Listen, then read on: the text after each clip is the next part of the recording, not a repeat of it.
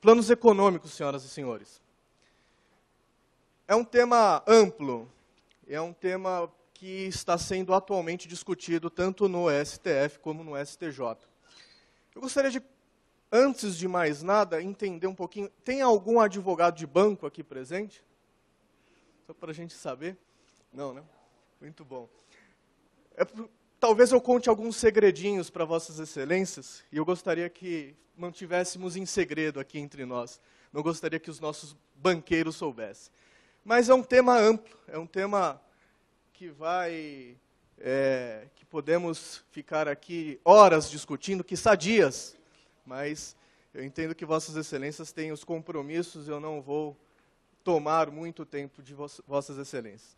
Mas existem, com relação a esta questão de planos econômicos, 4 principais planos, que são os 4 principais planos que eu gostaria de discutir hoje, que é o Plano Bresser, o Plano Verão, o Plano Collor I e o Plano Collor II. Existem outros planos econômicos na nossa história, mas são esses os principais, são esses o objeto de discussão, tanto em STF como em STJ. E, cronologicamente, eu vou começar pelo Plano Bresser, que é o primeiro plano econômico editado aí pela Resolução 1338, que foi publicado no dia 15 de junho de 1987. Mas antes de entrar especificamente na resolução do Plano Bresser, eu necessariamente, obrigatoriamente, tenho que falar para Vossas Excelências alguns acontecimentos anteriores, e eu começo pelo Decreto-Lei 2284, que foi publicado em março de 1986.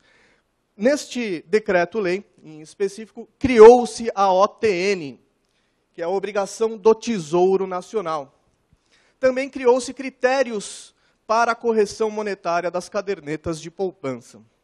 E, dentre outros critérios, dentre outras definições, o Decreto-Lei referido, ele determinou que, de 1º de dezembro de 1986 até 28 de fevereiro de 87, as cadernetas de poupança seriam corrigidas pela variação entre IPC e LBC. IPC é o Índice de Preço ao Consumidor e LBC, letras do Banco Central. Aquele índice, aquele indexador de correção monetária que apresentasse o melhor resultado para o investidor, seria ele escolhido e utilizado para a correção monetária. Ficou assim, então, definido até a resolução número 1216, de novembro de 86, que mudou a regra e definiu o seguinte: não, a partir de fevereiro de 87, as cadernetas de poupança terão como indexador a OTN, e a OTN obedecerá às letras do Banco Central como critério de correção monetária. Em fevereiro de 87, isso mudou novamente pela resolução 1265. Essas resoluções, senhoras e senhores, são editadas pela nossa autoridade monetária, Banco Central do Brasil. A resolução de fevereiro de 87 mudou novamente a regra e ficou definido que a OTN teria como indexador de correção monetária a variação entre IPC e LBC. Um pouco complicado, isso eu entendo. Até junho de 87. E a partir de julho de 87, as letras do Banco Central. Mudou-se novamente no dia... Eu gostaria de atenção à data de edição da Resolução 1336, que é do dia 11 de junho de 87. Ficou definido, não, muda de novo, e a partir até dezembro de 87, a OTN obedecerá o IPC ou LBC, aquilo que melhor apresentar o resultado. Então veio a Resolução 1338, que foi publicada no dia 15 de junho de 87, chamado Plano Bresser, apelidado de Plano Bresser, que teve como definição que em julho, no mês 7 de 87, as cadernetas de poupança serão corrigidas pela LBC, não mais o IPC como variação. E a partir de agosto de 87, IPC ou LBC. E o que aconteceu? Por que isso gerou uma enxurrada de processos judiciais. Vejam, a data 15/6/87, em 15 de junho de 87, ficou definido que em julho, dali 15 dias, seria alterado um indexador de correção monetária. Acontece, senhoras e senhores, que uma caderneta de poupança é um contrato bilateral, é um contrato sinalagmático, importa direitos e obrigações para ambas as partes. E um contrato de poupança, ele se aperfeiçoa no momento em que o poupador, o investidor, entrega o dinheiro à instituição financeira, à casa bancária. Nesse momento fica determinado o seguinte: a minha obrigação de investidor é entregar um determinado dinheiro ao banco e deixar esse dinheiro por 30 dias com o banco. Essa é a minha obrigação. A obrigação da casa bancária é: faz o que quiser com o dinheiro durante esse trintídio, durante esses 30 dias, mas ela vai me devolver esse dinheiro depois no 30º dia, com, evidentemente, correção monetária e também com juros remuneratórios. Ela remunera o meu capital percentual de 0,5%. Esse é o contrato. E por isso ele se aperfeiçoa quando eu entrego o dinheiro. É a tradição. Entreguei o dinheiro, o contrato está aperfeiçoado. Ora, a resolução 1338 e nenhuma outra lei pode ostentar efeito retroativo e voltar no tempo para alterar esse contrato que foi firmado entre investidor e poupador. Então, as cadernetas de poupança que se iniciaram ou se renovaram, porque caderneta de poupança tem outro aspecto. Quando eu entrego o dinheiro ao banco, esse dinheiro vai ficar lá por 30 dias e eu deixo ele, não quer dizer que o contrato está se prorrogando, quer dizer que o contrato está se renovando.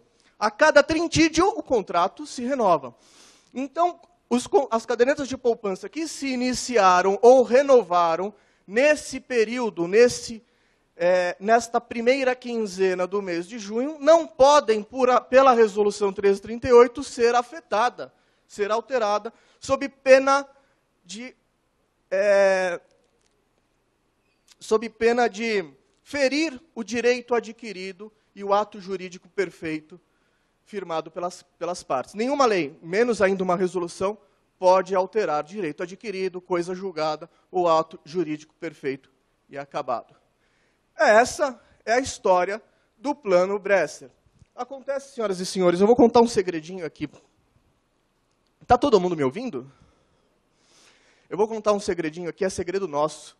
Não vamos contar para as casas bancárias. Há uma enorme incompreensão do tema por parte de todos. Por parte dos advogados e banqueiros, dos advogados que atuam para as casas bancárias, por parte até do judiciário, por parte dos tribunais, por parte do STF e do STJ. Por quê? Isso que eu vou contar só do Plano Bresser. Mas isso existem em todos os planos econômicos teses semelhantes. Eu vou falar mais para frente que, atualmente, a discussão principal que estamos enfrentando no STF diz respeito a uma alegação das casas bancárias de que o pagamento dessa conta vai gerar um risco sistêmico nacional. Os bancos dizem, em outras palavras, que se eu pagar essa conta, eu vou quebrar o Brasil. Essa é a tese deles. Mas, senhoras e senhores, existem teses jurídicas sólidas e muito bem estruturadas que as casas bancárias poderiam se valer, mas não, usam de outra estratégia. O que denuncia que há uma incompreensão, sim, sobre a matéria, sobre o tema. E vejam, no exemplo do Plano Bresser, do que eu estou falando. Eu disse que a resolução 1338, ela foi publicada no dia 15 de junho. Portanto, os contratos renovados antes do dia 15, por ela não podem ser afetados. Isso é tranquilo. Isso não tem discussão jurídica sobre isso. Não é possível que haja discussão jurídica sobre isso. Muito bem, se ela não está vigendo para aquelas contas antes do dia 15, qual está então? É a lei, a norma anterior. E a norma anterior é a 1336, do dia 11 de junho de 87. Ok. A norma 1336 de 11 de junho fala que a partir de dezembro de 87 será IPC ou LBC e no mês de junho o IPC apresentou o melhor resultado, portanto seria o IPC. Só que detalhe, vejam o seguinte, senhoras e senhores, que a norma anterior ela foi publicada no dia 11 e o Plano Bresser no dia 15, 4 dias depois. Então, a norma anterior vigorou por apenas 4 dias. Não o mês inteiro, não a primeira quinzena inteira, só 4 dias. Então, nós estamos falando o seguinte, que as cadernetas de poupança que têm direito são as que estão nos 4 primeiros dias, antes do Plano Bresser. Concordam? Porque a norma anterior, aquela que vigorava do dia 1º de junho até o dia 11 de junho, era a anterior ainda, que era essa aqui, a 1265. E a 1265 falava que em julho de 87, LBC, a mesma coisa do Plano Bresser. Portanto, as cadernetas de poupança que tinham data de aniversário entre o dia 1º de junho e o dia 11 de junho, não teriam direito a expurgo nenhum, porque não tiveram expurgo. Isso que eu estou falando para Vossas Excelências está claro aqui. E eu não vi em nenhum acórdão ser dito isso, em nenhuma sentença ser dito isso, em nenhuma defesa de banco ser dito isso. Eu estive recentemente, senhoras e senhores, em audiências públicas no STF, com os ministros que vão julgar a causa das ações individuais. E estavam lá comigo advogados representantes das principais e mais caras bancas de advocacia desse país. Nenhum advogado falou sobre isso.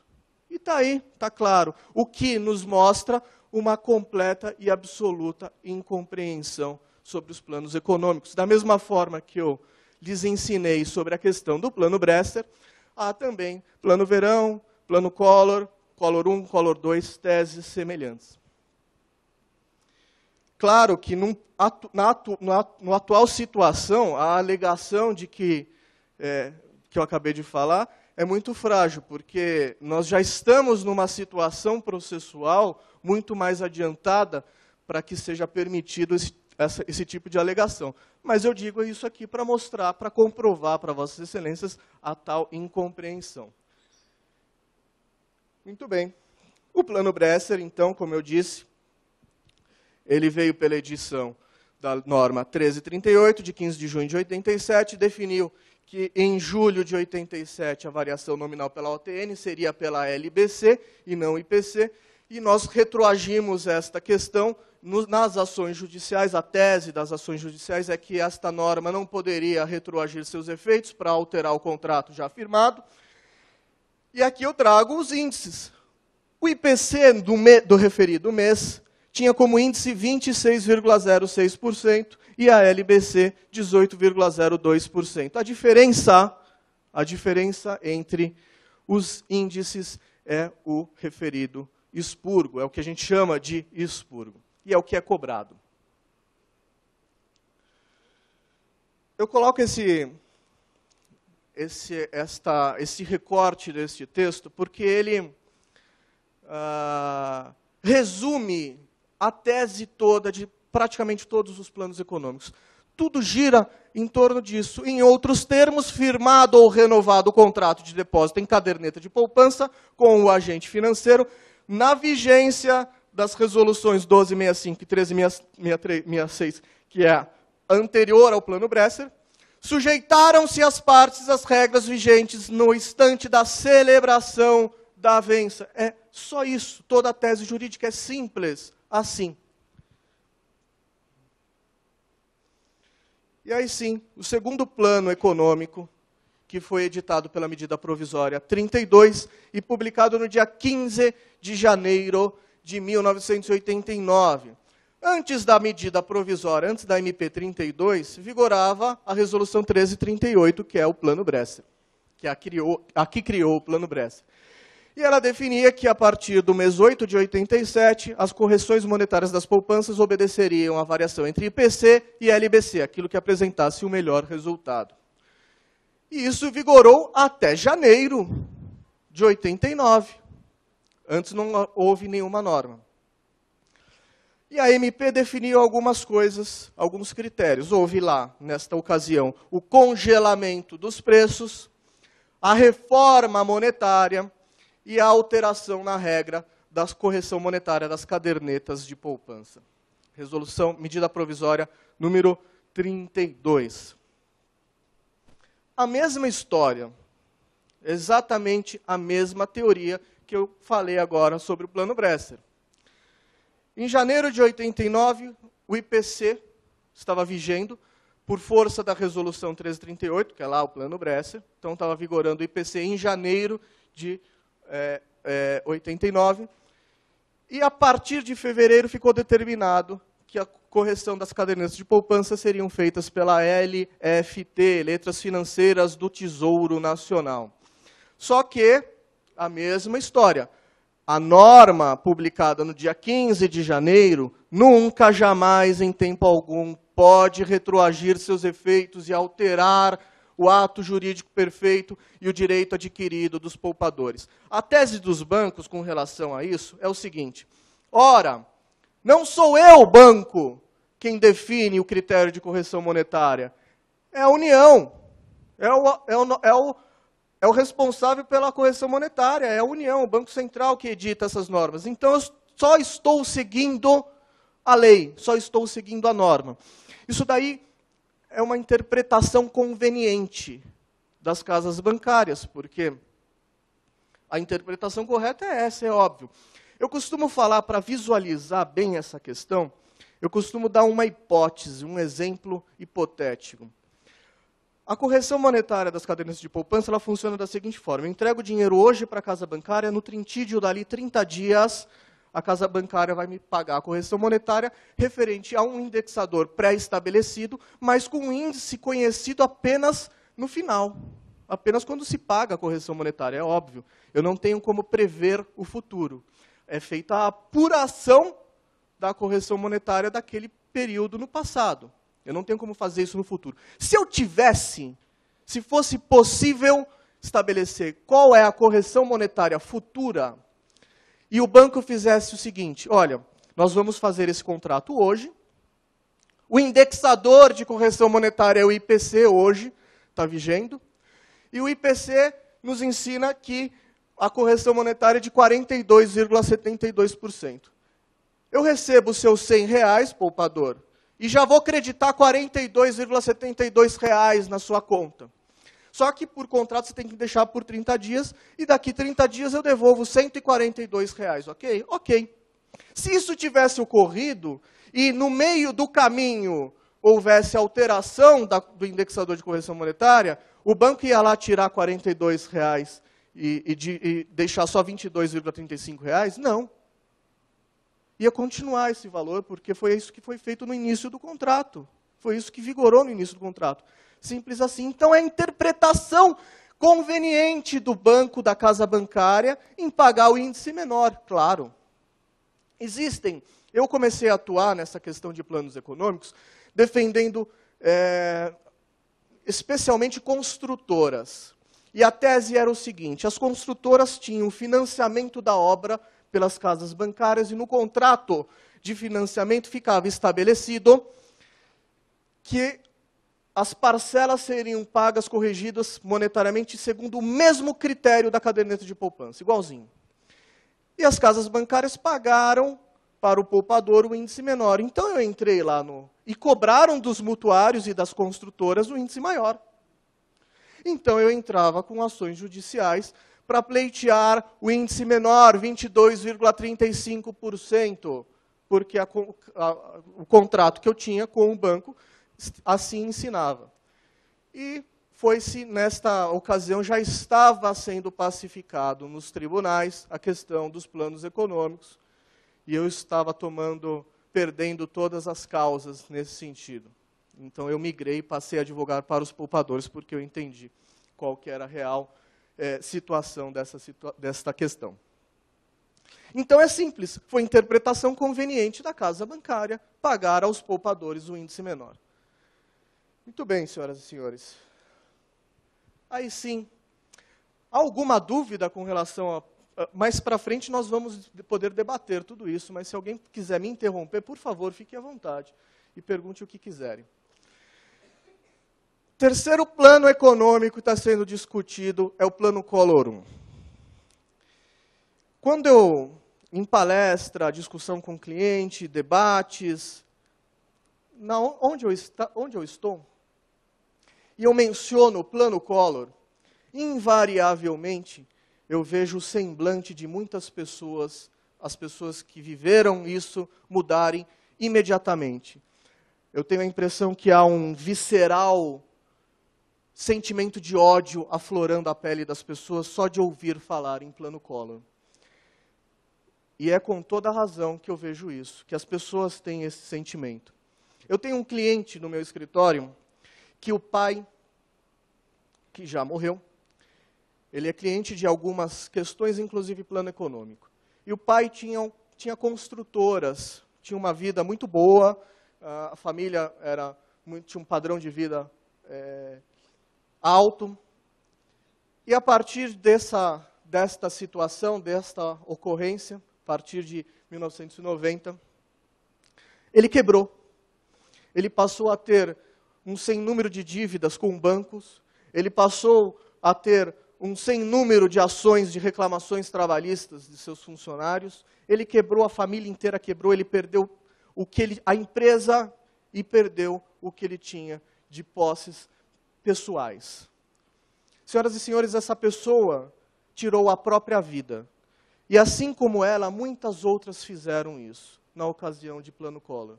Então, é natural eu ver este ódio no olho das pessoas quando nós falamos de Plano Collor. Infelizmente, isso ocorreu. E eu lamento em informar Vossas Excelências que o Plano Collor, de todos os planos, além de ser o mais frágil juridicamente nas nossas discussões nos tribunais, STF e STJ, é também aquele que representa o menor valor a título de restituição de expurgo, infelizmente. Mas o que aconteceu com o Plano Collor? O que foi isso? O Plano Collor ele foi ditado pela medida 168 e publicado no dia 15 de março de 1990. Lá ficou estabelecido que tudo que você tivesse depositado em caderneta de poupança seria transferido para o Banco Central, exceto 50 mil novos cruzados. Tudo seria emitido para o Banco Central. Esse valor que ficasse lá no Banco Central ficaria bloqueado lá com eles, apropriação indébita. Ficaria bloqueado por 18 meses e seria pago, seria restituído em 12 prestações, em 12 parcelas, pagas a partir de 9 de 91. Somente ali no outro ano, no final do outro ano, começaria em 12 parcelas a ser pago esse valor. Ficou estabelecido que esse valor que seria restituído com correção monetária baseada no BTNF. Também converteu-se esse valor que ficou desbloqueado em conta, esses 50 mil novos cruzados, converteu-se em cruzeiros. Para que Vossas Excelências tenham uma noção, 50 mil cruzados equivale a hoje a algo, equivale aproximadamente a R$8.000. Então, se você tinha R$100.000 na conta, 92 foi para o Banco Central e você ficou com 8 só na conta, para viver por mais de 2 anos. Isso também tem um sentido histórico no nosso judiciário, que este fato levou milhares de pessoas com medidas cautelares distribuídas na Justiça Federal para que obtivessem liminares para liberar esse valor, desbloquear esse valor e ser restituído. O que aconteceu no Plano Collor? Por que ele movimenta essas ações judiciais? Ele foi criado de uma forma... Está muito alto assim ou tá bom? Tá bom? Ele foi atropelado, tumultuado, feito de qualquer jeito. E o problema está no artigo 6º da norma. O artigo 6º ele vai definir que os valores bloqueados, aqueles valores ali transferidos para o Banco Central, serão corrigidos pelo BTN fiscal, pelo BTNF. Porém, não se falou em nada, em nenhum momento foi dito qualquer coisa com relação aos 50 mil novos cruzados ali, que ficou em conta poupança. Ora, senhoras e senhores, se a norma revoga parcialmente a norma anterior, vigora, com a parte não revogada, a norma anterior. Então, as cadernetas de poupança, por óbvio, deveriam ser corrigidas pelo IPC, pois vigorava da norma anterior. O IPC. Lá, daquela resolução, daquela emenda constitucional número 32. Essa é a principal teoria. A autoridade monetária, ao perceber o seu erro, ao perceber que a sua omissão com relação aos valores que ficaram desbloqueados, que ficaram liberados, editou a medida provisória número 172, no dia 17, 2 dias depois, no dia 17 de março de 1990. E vejam que um detalhe interessante, senhoras e senhores. Como o que eu falei até agora, eu tenho razão. O próprio titular do direito das correções monetárias, que é a nossa autoridade monetária, ela percebe que os planos anteriores falharam com relação à questão do direito adquirido. E ele não faz o mesmo, não comete o mesmo erro aqui. Então, na MP 172, ele define que, na primeira quinzena de março, vai valer o IPC, que é o mês anterior. Por quê? Porque a medida provisória 168 é do dia 15. Então, eu não posso retroagir agora efeitos e mudar aquilo que começou antes do dia 15.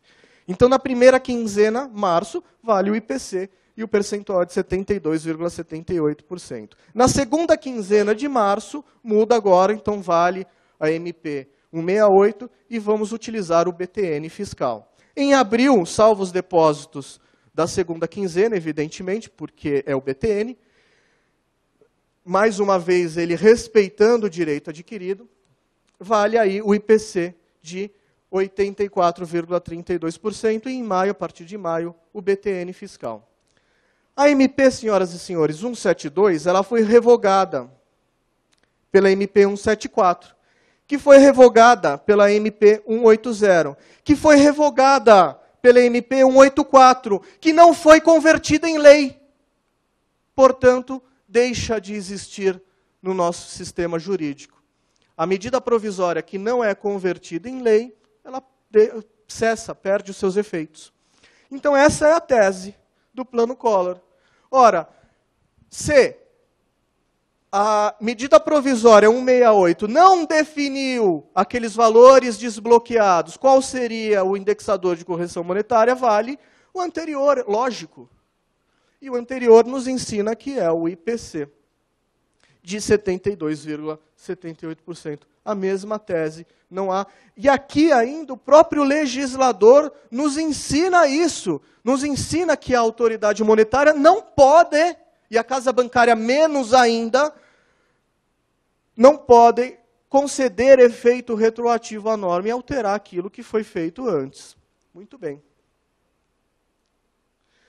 Só uma observação, em abril de 1990 o IPC era de 84,32% para todo mês, e em maio de 90 o IPC foi de 44,80%. E em junho? Porque aquela MP 189, ela foi editada no dia 30 de maio de 1990. E aqui houve a falha. Ele acertou ali antes, na questão do direito adquirido, e errou aqui. De novo, mais uma vez. Porque a MP 189, ela fala que em junho, ou seja, a partir de amanhã, aqueles contratos que se iniciaram ou renovaram ontem, vai mudar. Não vai mais ser o IPC, e sim o BTN fiscal do dia 1º de junho. E aqui eu coloco com relação a isso, exatamente a mesma tese. Não pode a norma alterar o contrato que foi feito antes. E aqui uma ideia. No mês 5 de 90, o IPC era de 44,80% e BTN de 0%. Se Vossas Excelências procurarem os valores históricos das cadernetas de poupança em qualquer site que demonstre isso, Vossas Excelências vão encontrar isso aqui. No mês de maio de 1990, o índice de correção monetária está 0. Não é. Não deveria ser. Deveria ser 44,80%. Em junho de 1990, olha que coisa interessante. O IPC era de 2,49% e o BTN de 5,38%. Ah, então saímos prejudicados, né? Porque vale o IPC. Não. A norma fala que vale aquele indexador que apresentar o melhor resultado. E no mês de junho, o melhor resultado está na BTN. Então, vale a BTN. Foi isso que aconteceu, senhoras e senhores. E aí sim, o plano Collor... Alguma dúvida, Collor 1? Plano Collor 2. O plano Collor 2, ele foi editado pela medida provisória 294 e publicado no dia 31 de janeiro de 1991. Em 1991, a partir desta MP, aconteceram algumas situações muito relevantes e muito importantes para os investidores de caderneta de poupança. Houve, em primeiro lugar, por essa medida, a extinção do BTN, não existe mais, e foi criado a TRD, que é a taxa referencial diária. Também houve um significativo uma importante mudança nos critérios de correção monetária, porque antes, todo o mês era corrigido todas as poupanças, independente da data de aniversário, era corrigido pelo mesmo índice, que era a variação mensal do mês anterior. A partir de agora, não, é diária. O indexador de correção monetária, que não é indexador de correção monetária, vejam bem, senhoras e senhores, TR não é indexador de correção monetária, mas tudo bem. Ela é diária. Então, depende da data de aniversário da sua conta poupança. A cada dia de aniversário, a cada dia de rendimento, vai ter um indexador, um índice de correção monetária diferente. E ficou definido o seguinte, e esse é o objeto de todas as ações. Para o mês de fevereiro, a norma ela foi publicada no dia 31 de janeiro. Para o mês de fevereiro, a poupança recebeu a atualização para cada dia, calculado da seguinte forma. BTN acumulado entre o último dia de rendimento e o primeiro dia de fevereiro. E, a partir do dia 1º de fevereiro até o dia do rendimento, do efetivo rendimento, a TR. Em outras palavras, senhoras e senhores, o trintídio de correção monetária que ocorreu em janeiro, iniciou em janeiro e terminou em fevereiro. Os dias desse trintídio que estiverem dentro do mês de janeiro de 91, receberão correção monetária com base no BTNF. E os dias que estiverem no mês de fevereiro, receberão correção monetária pela TRD. Esta fórmula resultou numa situação também interessante. O BTNF foi de 20,21%. E a TR acumulada do mês foi de 12,77%. O que acontece então? Se eu tenho uma caderneta de poupança que tem a data de aniversário no dia 1º, e ela se renovou, ou eu depositei, ou se renovou no dia 1º, o trintídio de correção monetária está compreendido integralmente dentro do mês de janeiro. Portanto, será recebido o BTN integralmente. Aquela conta que aniversaria no último dia do mês de janeiro, o trintídio, os 30 dias de correção, estarão integralmente dentro do mês de fevereiro. Então, ela integralmente receberá a correção monetária pela TRD. Eu coloco aqui a média, que é a diferença de um para o outro, que é de 15,82. É complicado isso, né? Mas, se houver alguma dúvida, eu tento explicar de alguma outra forma. A tese dos poupadores com relação ao Plano Collor II é exatamente a questão do direito adquirido. Aqui talvez vocês entendam um pouco melhor o que eu acabei de falar. Então, a norma que foi publicada no dia 31 de janeiro de 91, ela não pode voltar e alterar as cadernetas de poupança que se iniciaram, se renovaram antes dela. Então, se eu tinha uma conta de poupança no dia 1º de janeiro, e foi paga no dia 1º de fevereiro, se eu tinha uma conta poupança que se iniciou ou renovou no dia 1º de janeiro, e a sua correção foi paga no dia 1º de fevereiro, não houve expurgo. Porque a casa bancária pagou isso aqui para o poupador, pagou os 20,21%. Ou melhor, desculpem, pagou isso aqui, 12,77%. Então, não houve expurgo. Se eu tinha uma conta poupança que se iniciou no último dia de janeiro e foi paga lá no último dia de fevereiro, que é o dia 28, a casa bancária pagou os 12,77%. Portanto, houve aí um expurgo de 7,44%. Nas ações judiciais, o cálculo para se apurar qual foi o expurgo vai depender da exata data de aniversário daquela conta. Porque o mês, esse tipo de fórmula diária, há um índice decrescente do dia 1º ao último dia. Então, eu tenho que calcular dia a dia para saber qual foi o efetivo expurgo. Eu sei que se a conta for no dia 1º é 0, e se for no último dia é 7,44. Se for no dia 15, eu tenho que fazer a conta. Eu estou olhando para a cara de todo mundo, ninguém está entendendo nada. Querem que eu tente explicar de uma outra forma isso? Eu vou tentar falar o seguinte. Vocês imaginam o seguinte. A caderneta de poupança, o contrato, ela estabelece que a correção monetária se dará no prazo de 30 dias. Eu sou obrigado a dar o dinheiro para o banco, e ele é obrigado a me corrigir dali 30 dias e me devolver esse dinheiro. Depois desses 30 dias eu posso sacar ou posso deixar lá e renovar o contrato. Mas eu tenho que deixar durante 30 dias. Então, a correção monetária se opera no trintídio. Se ela começa no dia 7 de janeiro, existem variações de dias, de meses, mês com 31, mês com 28, mas a gente sempre considera a data de aniversário o mesmo dia do mês seguinte, ainda que isso importe em dias diferentes. Mas para fins de compreensão, se eu deposito no dia 7 de janeiro um valor, no dia 7 de fevereiro, o banco vai me creditar esse valor. Então, se eu deposito no dia 7, houve 23 dias que essa conta teve rendimento durante o mês de janeiro.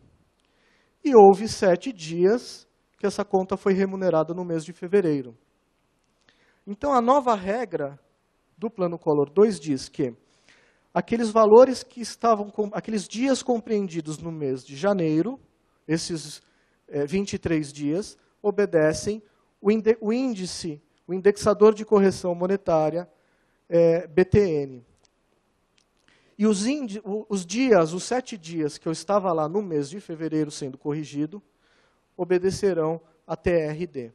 Então, a gente vai pegar todos esses dias e todos esses índices e apurar uma média, para se levantar qual que é o índice, qual que é o percentual de correção monetária. Todo o mês de janeiro, o índice de correção monetária foi de 20,21%. Apurado pela BTNF. E todo o mês de fevereiro, o índice foi de 12,77%. Então, se eu depositei no dia 1º de janeiro aquele dinheiro, no dia 1º de fevereiro eu tinha que ter o rendimento. Então não houve rendimento durante o mês de fevereiro, apenas no mês de janeiro. Então o índice é aquele do mês de janeiro, que é 20,21%. Se eu depositei no dia 28, 29, 30, 31 de janeiro, não houve rendimento durante o mês de janeiro, e só durante o mês de fevereiro, que ocorreu no dia 28 de fevereiro. E o percentual, adotar-se-á o critério da TRD, e o índice é de 12,77%. Foi isso que aconteceu. A média é de 15,82%. Eu falei que eu não sei do dia 15, mas eu sei. Foi 15,82%. O banco pagou 12,77%. A diferença entre esses dois é o expurgo. Da mesma forma que aqui. O banco pagou, para aquelas contas iniciadas no dia 1º, ele pagou o índice cheio. E para aquelas contas iniciadas no último dia, ele pagou o índice vazio. O resultado foi isso. Se eu depositei no dia 1º, não houve expurgo, porque o banco pagou certinho. Se eu depositei no último dia do mês, houve o expurgo de 7,44%. Expurgo também, leia-se, o valor, a diferença entre o crédito feito de correção monetária e aquilo que deveria ter sido feito. Pessoal, correção monetária é coisa séria.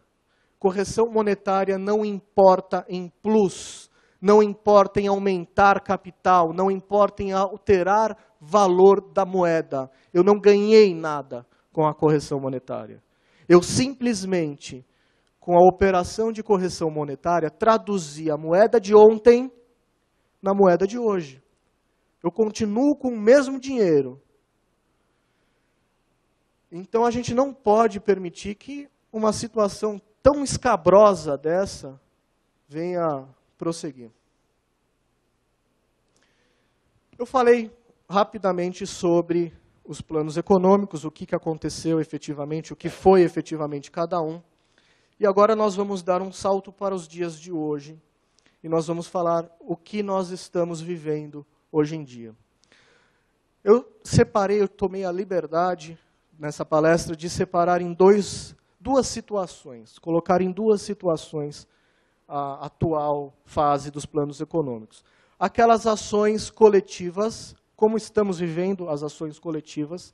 Ações coletivas todos sabem que são aquelas promovidas por um substituto processual, um sindicato, uma associação de proteção ao consumo, o Ministério Público, enfim.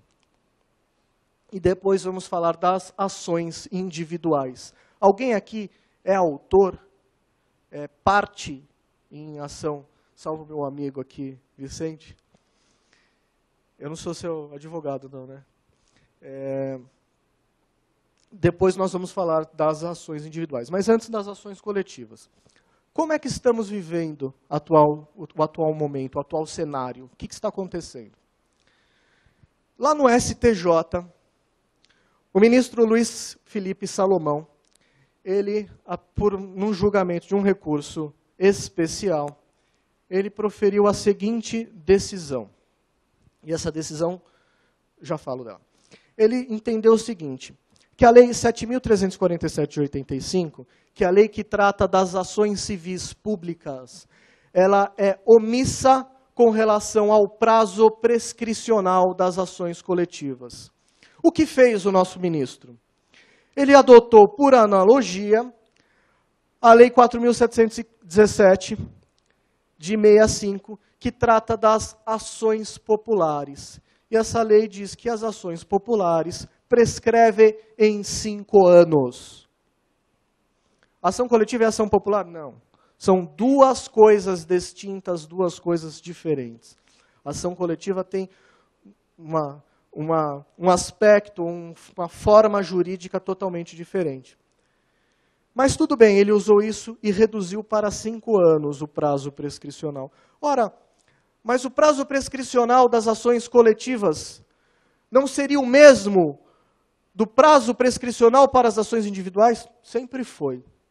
Eu aprendi isso em faculdade, aprendi isso ao longo da minha carreira, mas mudou agora. Esse entendimento do ministro Luiz Felipe Salomão, gerou o seguinte: foram distribuídas 1.030 ações coletivas que tratam de planos econômicos, 1.030. Plano Bresser, Plano Verão, Plano Collor 1 e Plano Collor 2. Hoje, senhoras e senhores, depois dessa decisão, restaram apenas 15, porque o resto está prescrito. Porque reduziu para 5 anos e não mais os 20 anos para as ações individuais. Esta decisão não está transitada em julgado por força de um recurso, de um agravo regimental que foi interposto por uma associação de proteção ao consumo. Mas nós não acreditamos no sucesso desse recurso. Nós piamente cremos que esta decisão do STJ vai prevalecer. Então, das 1.030 ações, apenas 15 irão persistir até o seu final, dependendo ainda do julgamento do STF, que a gente vai chegar lá. Essa decisão do ministro Salomão, ela gerou a seguinte situação. Aqueles devedores, aqueles réus em ações coletivas, foram ao STJ falar: opa, eu também sou réu numa ação coletiva. Empresas, associações de empresas, enfim, todos aqueles que devem tributos, por exemplo, tem muitas ações civis públicas cobrando, discutindo relação tributária, vieram ao STJ falar: eu também sou réu numa ação dessa, então meu prazo também é de 5 anos e eu quero que seja prescrita a ação contra mim movida. E o STJ falou: não, veja bem, este meu entendimento é válido somente para as ações que tratam de planos econômicos. Juridicamente, isso eu nunca vi, mas é o que acontece, e é o que está acontecendo.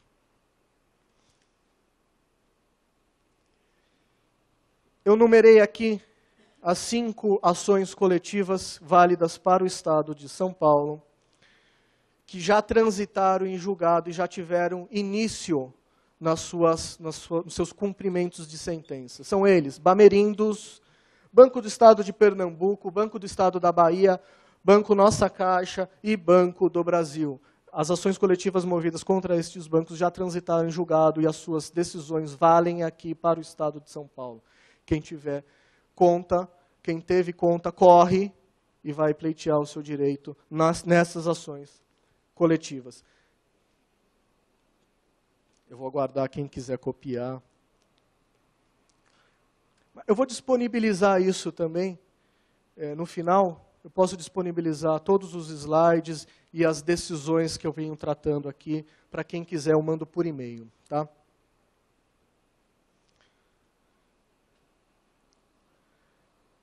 Ainda falando das ações coletivas, nós temos no STJ, de relatoria do ministro Sidney Benetti, julgamento para fins representativos de controvérsia, que é aquela história dos recursos repetitivos, a mesma história que está lá no STF sendo discutida.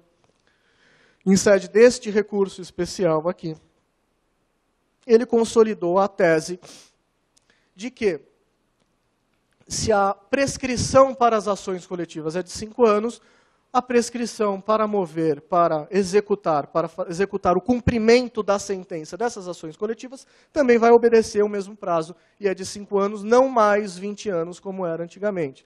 Então, atenção para o prazo prescricional dessas ações, que são, para o Banco Bamerindos, 22/8, para o Banco do Estado de Pernambuco, vejam que curioso, senhoras e senhores, prescreve hoje, na data de hoje, está prescrevendo as execuções de cumprimento de sentença contra o Banco do Estado de Pernambuco. A partir de amanhã, não se pode mais executar nada com relação a ele. Banco do Estado da Bahia, 22/8, Banco Nossa Caixa, março de 2016, e Banco do Brasil, 24/10 de 2014. A partir dessas datas, não pode mais. E vejam que Banco Nossa Caixa e Banco do Brasil também tem controvérsia sendo discutida lá no STJ, também tem discussão.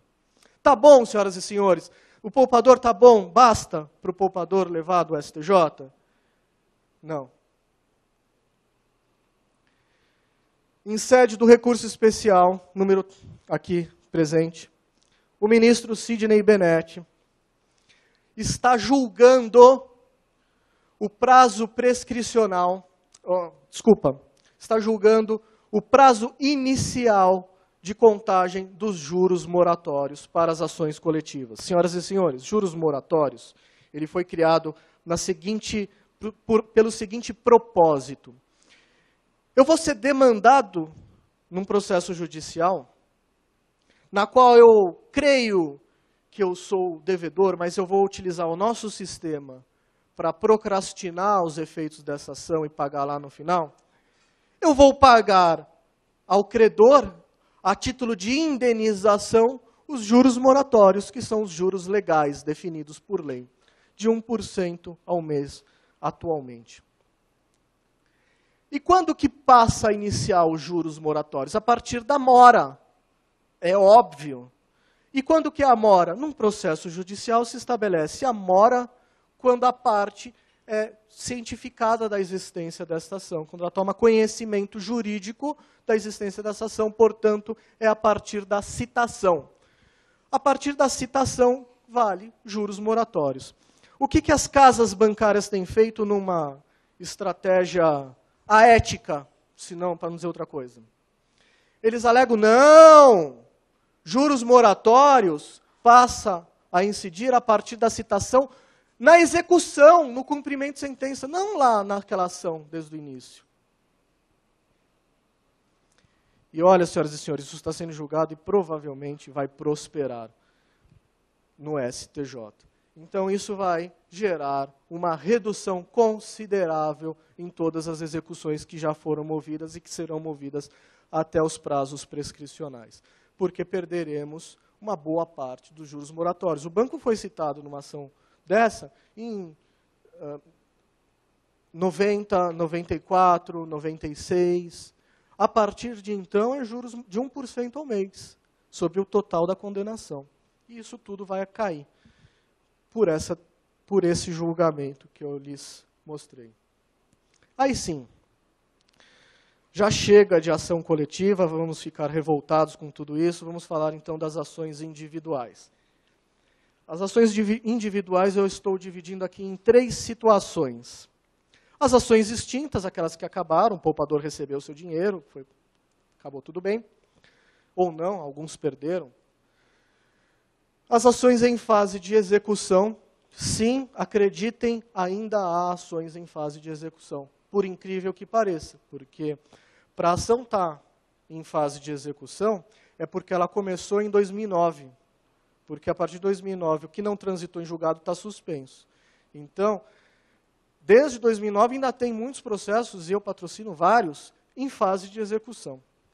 E as ações suspensas pelo STF, nós vamos falar sobre esses 2 aspectos, em execução e suspenso. Os processos em execução estão em fase de execução porque existem 2 discussões básicas, com relação à correção monetária e com relação aos juros remuneratórios, os juros contratuais, aqueles de 0,5%, que a instituição financeira paga. Existem decisões, a maioria, pelo menos a maioria que eu tive acesso, das decisões de primeiro grau, confirmadas no tribunal, condenam o banco ao seguinte: banco, você vai pagar o poupador a diferença do índice de correção monetária que você pagou para aquele que você deveria ter pago. Essa diferença você vai pagar. Esse valor dessa diferença você vai corrigir monetariamente segundo os índices de correção monetária válidos para as ações judiciais, segundo os índices do Tribunal de Justiça de cada estado, ou segundo o índice da Justiça Federal. E você vai pagar, além disso, como principal condenação, você vai pagar os juros remuneratórios de 0,5% ao mês, porque esse valor, essa diferença, presume-se que está ainda com o banco. E se está ainda com o banco deve remunerar o poupador segundo o contrato, e a remuneração é de juros de 0,5% ao mês. Contudo, existem decisões de todo tipo. Eu já vi cada decisão, cada sentença que é de cair os cabelos. Aliás, eu fiz implante por causa dessas ações de plano econômico. Existem decisões que definem que a correção, que essa diferença deve ser corrigida até hoje segundo os critérios da própria poupança. Poupança não é critério de correção monetária. Ok, mas assim prevaleceu. E o que acontece? Por que se discute isso? Porque aquele sujeito que tinha ação do plano Bresser e teve como condenação, o banco foi condenado a pagar correção pela poupança, a correção vai passar pelo expurgo do plano Verão, vai passar pelo expurgo do plano Collor 1, vai passar pelo expurgo do Collor 2, e o seu valor vai ser reduzido em mais de 150% hoje. Eu falei que correção monetária é coisa séria. Se você corrige dessa forma um valor, numa condenação judicial, você está sendo expurgado duas vezes. Está sendo expurgado pela Casa Bancária e está sendo expurgado pelo Poder Judiciário. Por uma incompreensão, como eu disse, sobre o tema, porque o juiz determinou. É lógico, o juiz determinar que seja corrigido pela poupança tem todo o sentido do mundo. Ora, se é poupança, o banco não pagou, ficou com o dinheiro, é como se tivesse numa conta poupança até hoje. Mas para fins de correção monetária, não funciona assim. Então, essa discussão vai sendo levada. O exequente, o poupador, apresenta a sua conta, o banco vai impugnar a sua conta invariavelmente. O juiz manda, não vai ler conta nenhuma, ele vai mandar para o contador judicial. O contador judicial, hoje já sabe, mas em meados de 2007, 2008, eles não sabiam fazer essa conta, não. Então, eles faziam tudo errado. Aí você tinha que impugnar a conta do contador, voltava para o contador errava de novo, voltava para o contador, o juiz se enchia, decidia, errava, você tinha que agravar, ia para o tribunal, voltar. Está até hoje, discutindo-se isso. Porque houve essa incompreensão de como corrigir monetariamente. A outra questão também que nos faz arrancar cabelos é os juros remuneratórios. Por duas razões. Uma nas decisões que não foram incluídos os juros remuneratórios, e é óbvio que eles são devidos, e outros porque o contador judicial não sabe calcular juros remuneratórios. Porque juros remuneratórios é juros de caderneta de poupança. É aqueles juros que se capitaliza mês a mês. Portanto, são juros compostos, não juros simples. Se são 100 meses e 1% de juros, você não pode simplesmente aplicar 100%. Você tem que fazer o cálculo mês a mês. Você aplica 1%, tem o resultado. No mês seguinte, aplica mais 1% sobre o total, incluindo os juros do mês anterior, e assim por diante. Por incompreensão, algumas ações ainda se discute. Inclusive em rescisória, eu tenho ações rescisórias por conta de incompreensão dos juros remuneratórios. Senhoras e senhores, as ações que estão suspensas. A senhora que falou que tinha ação, ela está suspensa ou a senhora já recebeu? Está suspensa. As ações que não transitaram em julgado, ou aquelas que não estavam já na fase de conhecimento, no processo de conhecimento, ou seja, antes da sentença de primeiro grau. Resumindo, os processos que estavam em sede de recurso, seja qual for, todos foram suspensos pelo ministro Dias Toffoli, que, reconhecendo a repercussão geral, a existência de recursos repetitivos tratando do mesmo assunto, determinou a suspensão de todos os processos para que seja julgado de uma vez só e vale aquele julgamento para todo mundo. Mais para frente eu vou contar um aspecto muito curioso sobre isso. Mas, para que vossas excelências entendam, o julgamento que se iniciou em novembro agora, passado, e era para ser concluído em fevereiro, julgamento este que eu participei, sustentei oral lá, ele teve como paradigma 2 recursos extraordinários de relatoria do ministro Dias Toffoli, que são aqueles que ele chamou à conclusão para suspender tudo, mais 2 do Gilmar Mendes e mais uma DPF 165 de relatoria. Essa DPF foi movida pela Concif, e é de relatoria do ministro Ricardo Lewandowski. Por que isso? Porque aquele recurso que o Dias Toffoli usou para suspender não trata de todos os planos, não. É um plano Bresser, outro plano Verão. E o Collor.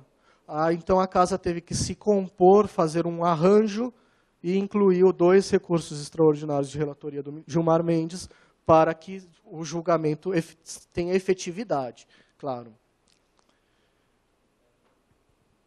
Eu vou citar um histórico, uma cronologia de acontecimento que é muito curioso, senhoras e senhores. Vejam vocês. No dia 5 de março de 2009, eu estou com 1900 agora, de 2009, foi distribuída pela CONCIF, Confederação do Sistema Financeiro Nacional, foi distribuída a ADPF 165.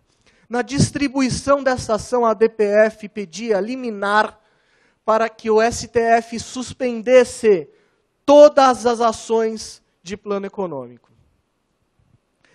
Esta ação ela foi distribuída para o ministro Ricardo Lewandowski, e no dia 13/3, o ministro Lewandowski indeferiu por absurdo esse pedido liminar. Vejam que curioso como é a estratégia da CONCIF. No dia 10 de julho de 2009, do mesmo ano, no dia 10 de julho, a CONCIF, se aproveitando do recesso da casa, do recesso da corte, na qual o ministro Lewandowski, relator que indeferiu essa decisão, estava de folga, e estava lá no plantão o ministro Gilmar Mendes, peticionou, ingressou com uma petição e foi lá pessoalmente pedir ao ministro Gilmar Mendes o reexame da liminar, outrora indeferido, contando que o ministro Lewandowski não estaria na casa, então poderia ter sucesso e suspender tudo. Foi indeferido no dia 10/7 de 2009. Detalhe muito importante. No dia 25/8 de 2010, agora lá no STJ, o STJ, em recurso repetitivo, julga esses dois recursos, reconhecendo o direito de todos os poupadores, e é um recurso muito extenso, eu vou disponibilizar para Vossas Excelências. Ele define todos os critérios das ações de todos os planos econômicos, Bresser, Verão, Collor 1 e Collor 2.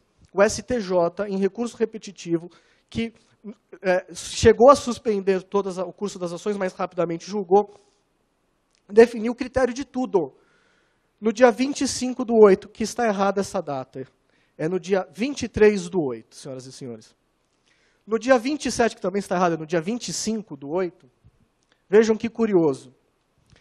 2 dias após, do dia 23 para o dia 25, 2 dias após, o ministro Dias Toffoli convoca para si 2 recursos extraordinários que tratam de plano econômico e não chegou nem a se atentar de quais planos ele tratava, porque teve que ter aquele arranjo que eu expliquei anteriormente. Convocou 2 recursos e suspendeu tudo. 2 dias depois. Para mim, senhoras e senhores, esse é um fato, no mínimo, curioso.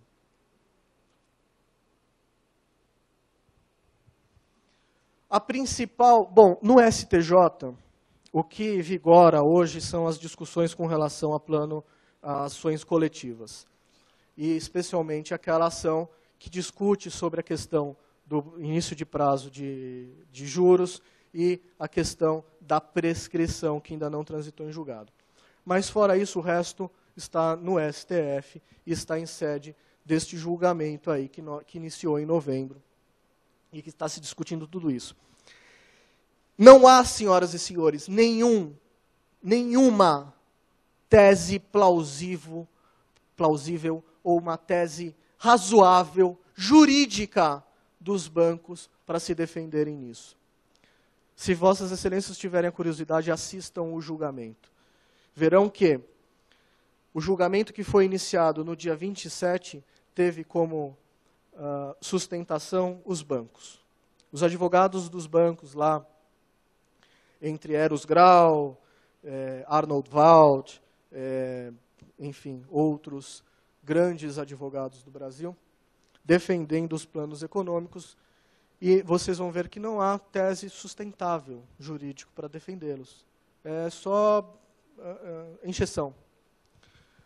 Porém, no dia seguinte, no dia 28, vocês vão ver, e isso não só pelo julgamento, pela sustentação oral, mas pelas peças juntadas no processo, vocês vão ver o que me causa muita estranheza, é a presença da União e do Banco Central do Brasil discutindo essas questões em favor dos banqueiros. E aí sim, senhoras e senhores, é o que me parece que a tese deles vem sensibilizando os ministros. A tese deles é a do risco sistêmico. Eles alegam que, se a gente pagar essa conta, se as casas bancárias pagarem essa conta, não haverá amanhã para o sistema bancário. Eles se valeram, a União se valeu, de um parecer elaborado pela FEBRABAN, Federação dos Bancos. A FEBRABAN, não tenho como aceitar que uma FEBRABAN apresente um laudo imparcial. Não dá para aceitar isso. É óbvio que é parcial. E a FEBRABAN, no seu laudo, ela avalia 11 bancos, inclusive a Caixa Econômica Federal. E ela apura que houveram 515 mil ações individuais distribuídas. No total, algumas já acabadas, outras extintas por qualquer razão, improcedência. 515 mil ações. Isso em 2008. Mas que a relevância maior de tudo isso não está nessas 515 mil ações, estão nas ações individuais, nas ações coletivas, que existem lá 1.030 ações coletivas, ou seja, todo mundo vai ter direito ao expurgo inflacionário. Então, todo mundo vai receber esses valores. E ele aponta, como valor estimado, 105 bilhões de reais. 105 bilhões de reais, senhoras e senhores.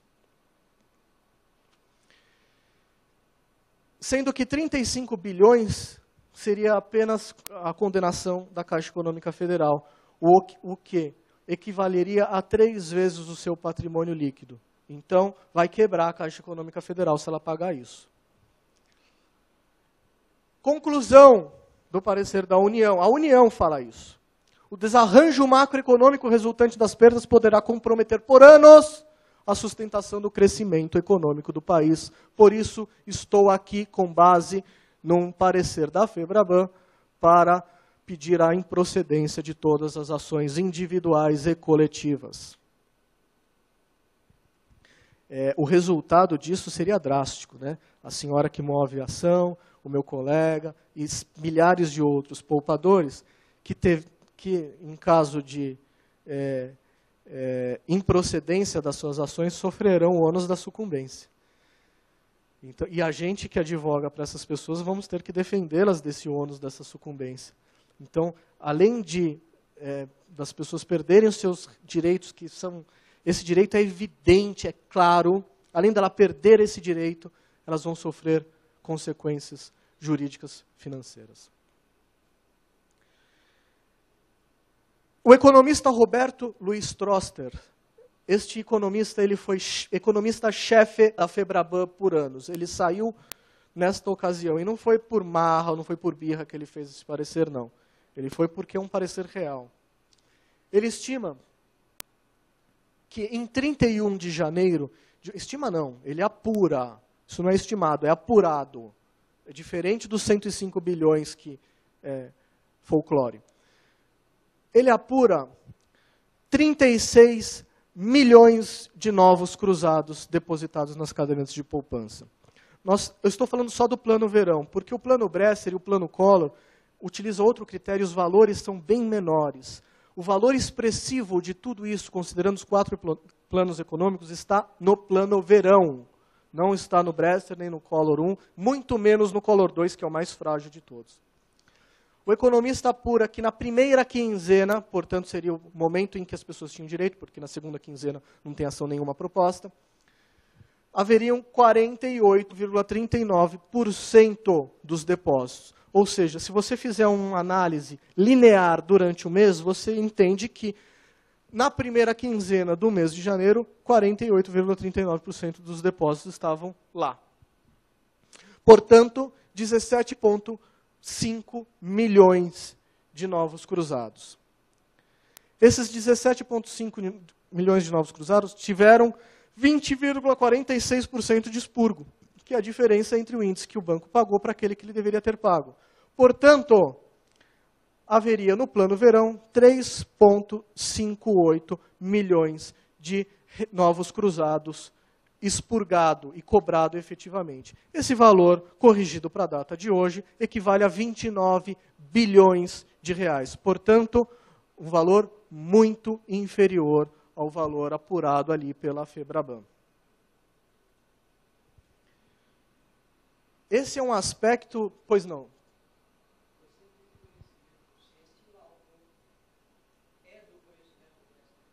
Sim, tudo que eu estou passando aqui, eu vou disponibilizar. Está nos autos. Tudo. De todos. Porque foi juntado tudo de uma vez só. Então, tudo que um recurso extraordinário ou a DPF recebem todos. Porque vai ser julgado conjuntamente. Isso foi um outro equívoco do STF. Porque são planos absolutamente distintos, como eu mostrei. Não dá para num acórdão, numa decisão, num julgamento, você julgar tudo isso junto. Você tinha que desmembrar em julgamentos. Até porque, outro aspecto relevante, o plano Collor 1 e o plano Collor 2 são planos mais frágeis, juridicamente, do que o Bresser e Verão. Então não haveria razão para estar. Mas sim, está tudo juntado lá. Inclusive, essas notas foram objetos de discussão nas sustentações orais. O advogado Luiz Fernando, que representava os poupadores, alegou isso. O meu colega Walter Fayad, lá de Brasília, que representa o IDEC, falou sobre isso. Esses documentos, sim, estão juntados. Esse documento, em específico, do Luiz Stroessner, é o mais antigo de todos, que envolve essa questão de discussão de valores efetivamente devidos. Um detalhe histórico, para que Vossas Excelências conheçam, em 2007, ocorreu um evento muito importante para tudo isso. Em 2007, às vésperas da prescrição do Plano Bresser, uma jornalista do jornal impresso Estado de São Paulo publicou uma matéria com o título: Bancos ficarão com 1,9 trilhões de reais dos poupadores. E explica que, a partir do mês de julho, haverá a prescrição em quem entrou, quem não entra mais, e quem foi atrás do seu direito não vai mais poder. Portanto, esse dinheiro todo vai ficar com os bancos. Foi uma manchete sensacionalista, mas foi uma manchete que gerou o quê? No Brasil inteiro só se falava nisso nessa ocasião, em 2007. Eu, pessoalmente, atendia no meu escritório, entre rádio, televisão e imprensa escrita, 4, 5, 6 jornalistas por dia. Isso fez com que a população, em geral, tivesse muito facilmente acesso a essa informação. E como era tanta imprensa falando sobre isso, houve uma credibilidade no assunto muito grande, o que gerou milhares de ações propostas. Aqui na Avenida Paulista, na Justiça Federal, no Juizado Especial Federal, no prédio do Juizado Especial Federal, às vésperas da prescrição, haviam filas de advogados e estagiários, filas que davam mais de uma volta no quarteirão, com calhamaços de iniciais para serem distribuídas. É óbvio que isso gerou, até então, as casas bancárias elas se limitavam a apresentar suas defesas procrastinatórias nas ações individuais e as defesas procrastinatórias nas ações coletivas. Não faziam mais nada, eles estavam calmos. A partir desse momento, aí houve um movimento mais rigoroso das casas bancárias, por intermédio da FEBRABAN e da CONCIF, para a defesa dos seus interesses. Levando aí a essa situação, tanto no STJ como no STF. Mas sim, tudo juntado. Eu disponibilizarei por e-mail a quem quiser todos esses documentos, mas se vocês quiserem também, vocês podem ter acesso pela própria internet, no próprio recurso, porque esses documentos são públicos. É só baixar no seu computador, entrar no recurso, baixar no seu computador, você vai ter acesso a todos esses documentos. Esse é um aspecto extremamente relevante e importante para tudo isso, que são as provisões do banco, que foram apuradas em 2008. A provisão do banco funciona da seguinte forma: eu sou demandado judicialmente, eu banco, por lei, sou demandado judicialmente, e há um risco de eu ser condenado e pagar um valor, obrigatoriamente eu tenho que fazer uma provisão, eu tenho que provisionar o valor estimado, preferencialmente estimado para mais, desses valores, dessas possíveis condenações. Isso é provisionado junto ao Banco Central, é público.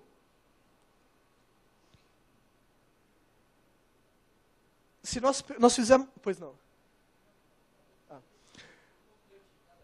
Nós fizemos um estudo desse provisionamento realizado em 2008. E aqui nesse primeiro parágrafo é a deliberação, são os atos normativos que obrigam o provisionamento. Nós fizemos um estudo em 2008 e nós apuramos que em 2008, ou seja, às vésperas da prescrição do Plano Verão, onde já haviam praticamente todas as ações individuais sido propostas, os bancos haviam provisionado 8,8 bilhões de reais. Raciocinem comigo.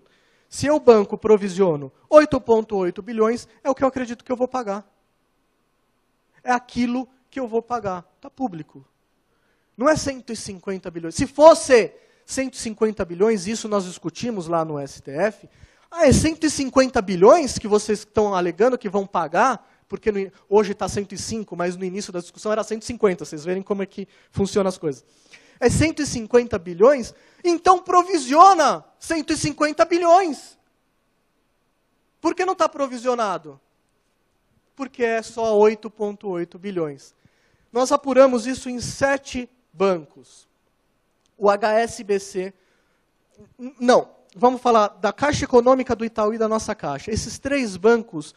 Eles, no provisionamento, eles vão especificar o provisionamento exclusivo para as perdas nas ações de expurgo econômico, de plano econômico. Por exemplo, a Caixa Econômica Federal provisionou 913 milhões de reais. A Caixa Econômica Federal, exclusivo para plano econômico. Esses 4 outros bancos, HSBC, Bradesco, Santander e Real, eles provisionaram sem especificar. São só ações cíveis. Meu Deus, o banco tem milhares de ações contra si propostas. Então, o valor é menor ainda, porque aqui está a ação de indenização por dano moral, a ação de sucumbência, sem número, todas as ações cíveis desses 4 bancos, está nesse cálculo de 8,8 bilhões. Então é menos ainda aquele valor específico para plano econômico. E isso, senhoras e senhores, foi demonstrado no STF. Foi alegado em sustentação no STF. Vamos ver se é considerado aí para o julgamento dos ministros. Ainda falando sobre o tal do risco sistêmico. Alega-se o risco das ações coletivas. Ok, somente 515 milhões lá de pessoas entraram com a ação e muitas outras deixaram de entrar. Mas para quem deixou de entrar, as ações coletivas. Eles vão poder se valer das ações coletivas? Não. Primeiro lugar, a dificuldade das decisões, das sentenças transitadas em julgado, das ações coletivas, chegarem aos titulares dos direitos, é dificílimo. As pessoas não sabem. Em 2007, houve uma comoção popular. Todos os meios de imprensa noticiaram a questão e uma parcela, estima-se que apenas 10% das pessoas ingressaram com a ação. Se com tudo isso, só 10%, imagina numa ação que transita em julgado que só nós, advogados, sabemos. Como é que o poupador vai ficar sabendo? Não fica. Não tem como saber. Muitas pessoas, e a grande maioria, vejam,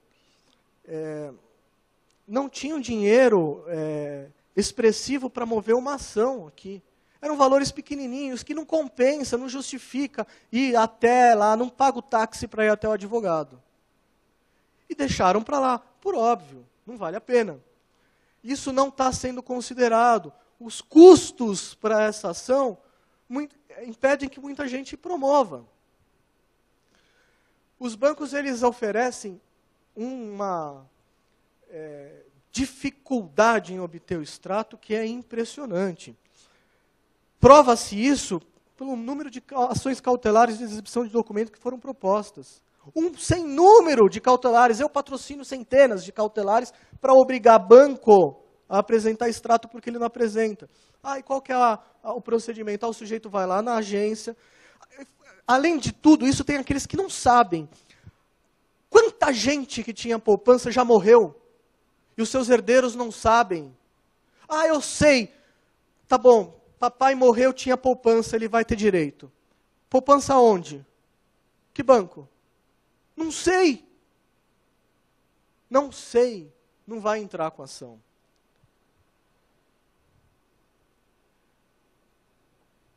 Existe uma discussão importante também com relação às ações coletivas, que é a abrangência territorial de cada ação coletiva. Eu entendo que, pelo fundamento essencial de uma ação coletiva, a abrangência territorial seja nacional. Mas há a discussão de que ela é estadual e limita-se ao Estado. A ação coletiva é sempre proposta na capital de um Estado. E ela vai se limitar ao Estado em que ela é discutida. O Banco do Brasil, contra o Banco do Brasil, existe uma ação proposta pelo IDEC e foi movida em Brasília. E lá a ação, na própria ação, pede que os efeitos daquela decisão sejam válidos para todas as pessoas do Brasil, independente de serem ou não filiadas ao IDEC, independente de residirem ou não no estado de Brasília. A sentença transitou em julgado e está escrito na sentença, justamente isso. O resultado, os efeitos desse julgado vale para todos, para o Brasil inteiro. Está escrito na sentença, está transitado em julgado. Quem é advogado sabe que trânsito em julgado acabou, não se discute mais, não tem como voltar atrás. Está lá no STJ, discutindo a coletiva do Banco do Brasil, e o Banco do Brasil está alegando que não era, é limitado aqui, é só Brasília. Redução dos juros, eu falei. Eu vou perder tudo isso de juros, meu valor que era 10 mil vai cair para 500 reais. Não compensa, não quero. Então, senhoras e senhores, historinha, é balela, essa história de que as ações coletivas... Fora que as ações coletivas, o principal argumento de tudo isso, que eu não coloquei porque eu já falei, é que as ações coletivas de 1.030 caíram apenas para 15. E outras já estão prescrevendo e acabam. Como é que o povo vai saber que a ação da nossa Caixa vai prescrever agora? Não sabe. Eu juntei... Pois não.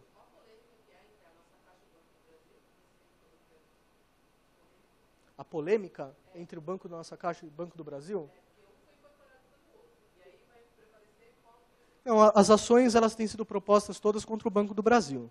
Tá? Mesmo aquelas que... Isso daí eu não tenho visto... Tem a discussão. O banco apresenta esse argumento invariavelmente. Mas isso eu não vejo como algo relevante. O fato da nossa Caixa ter sido incorporada pelo Banco do Brasil, eu não vejo isso como um fator relevante. Tá? O que importa é que a ação da nossa Caixa, aquela ação coletiva proposta inicialmente pela contra a nossa Caixa, quem vai sofrer as consequências é o Banco do Brasil. Mas se eu tenho conta no Banco do Brasil, eu não posso me valer dessa ação, porque ela originalmente era contra o Banco Nossa Caixa. Eu tenho que só vale para quem tinha conta na nossa Caixa. Tá? Eu junto para o STF, o colega perguntou, isso aqui também está juntado lá. Um relatório do Banco Suíço, Credit Suisse. Esse banco, ele me consultou algumas vezes para fazer, até chegar nesse relatório. O que aconteceu? Os investidores estrangeiros que põem o seu dinheiro, a sua fortuna, nos bancos nacionais, ao verem, e não só nos bancos, em qualquer coisa, os investidores estrangeiros que põem o seu dinheiro no Brasil, ao verem manchetes dizendo o Brasil vai quebrar por causa dessas ações de plano econômico, eles falaram, opa, vamos sair do Brasil. E começou a haver aí uma fuga em massa de investidores do país. Vejam que eles deram um tiro no próprio pé. Este banco suíço, que é um responsável por um grande número de investidores, em questão de valores de investidores no Brasil, ele elaborou um relatório que eu traduzi e juntei no processo sobre essa questão. E o título deste relatório é Mais Fumaça do que Fogo.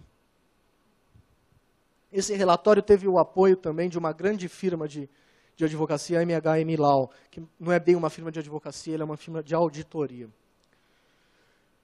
A conclusão do Credit Suisse, ao avaliar toda essa questão, ao avaliar todos os elementos com rigor para apresentar aos seus investidores, vejam, ele é o intermediário do investimento, ele não pode errar. Nós estamos falando aí de bilhões de dólares investidos. Ele concluiu que era apenas 26 bilhões de reais que os bancos todos juntos deveriam pagar. Mais fumaça do que fogo. É óbvio. Essa questão do risco sistêmico, senhoras e senhores, isso daí é absurdo. Eu não sei como que pode ser de uma discussão dessa na mais alta corte do nosso país. Para começar, que os processos não deveriam nem estar lá, né? Porque no STF se discute a constitucionalidade. E aí vamos falar de Plano Bresser-Verão, constitucionalidade, ok. Confirma a constitucionalidade ou declara inconstitucionalidade das normas que editaram esses planos econômicos. O que vai acontecer com as ações individuais ou coletivas? Nada. Não muda nada. Se for declarado inconstitucional, é pior ainda, porque então teriam direito ao regime anterior as contas que aniversariam no mês inteiro, não só na primeira quinzena. Mas sobre o risco sistêmico, eu junto, isso está disponível a todos que queiram, o relatório do Banco Credit Suisse, que demonstra aritmeticamente, por fundamentos muito bem elaborados, que não é nada disso. Não há risco. Senhor investidor, não há risco. Fique tranquilo, continue o investimento. Para terminar, senhoras e senhores, eu trago aqui este fato que é muito importante, muito relevante para essa questão do julgamento no STF. Houveram no STF 303 julgados sobre questão de planos econômicos. Senhoras e senhores, 303 julgados no STF é coisa demais. Quando a gente fala em pacificação jurisprudencial, num tribunal estadual, tem uma relevância. Quando a gente fala em pacificação jurisprudencial no STF, nós estamos falando de um caso sumulado que teve aí 4, 5 julgados no STF. E é tão extraordinário 4, 5 julgados no STF, que é extraordinário o suficiente para ser editada uma súmula. Mas aqui não, são 303 julgados. E neste campo tem mais, evidentemente, que eu trouxe alguns só, que são os principais ministros que definem essa questão. Aí você vê lá, o Celso de Mello, ele me pareceu no julgamento que antecipou o seu voto e que foi sensibilizado pela alegação de risco sistêmico, no próprio julgamento. Diante das suas perguntas, vocês podem concluir isso. Somente o Celso de Mello tem 78 julgados como relator, dando procedência à questão do Plano Verão. Só ele.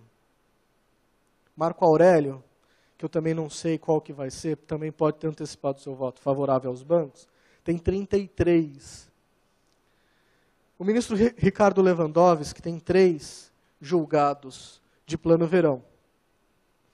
E o ministro Ricardo Lewandowski também me deu a impressão que antecipou o seu voto, não só no julgamento, mas numa audiência que nós tivemos, que ele não está sendo sensibilizado por essa questão.